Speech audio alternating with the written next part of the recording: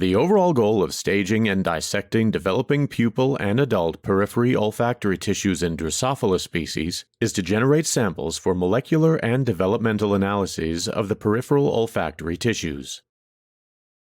This method can help answer key questions in the olfactory system development and evolution field, such as the expression dynamics, levels, and patterns of specific genes in the developing peripheral olfactory tissues. Through this method, we can obtain insights into the developing peripheral olfactory system in Drosophila species.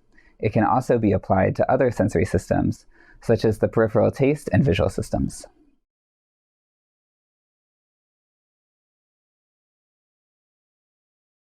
For an RNA sequencing experiment, plan to collect between 100 to 200 antennal discs, or antenna, for 4 different stages of development. For immunohistochemistry, plan to dissect 10 to 20 flies.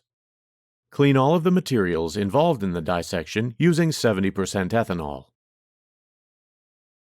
Then further clean the materials with RNase neutralizers. And make all the solutions using nuclease-free, or DEPC treated water. To collect pupae, monitor the larvae on 30-minute intervals. And collect pupa at the 0-hour APF prepupal stage. The larvae will be immobile and surrounded by a very light, almost white colored pupal case.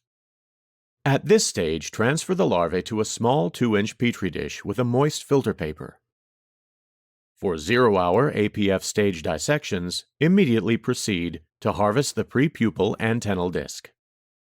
Otherwise, cover the dish with paraffin film and allow the animals to develop.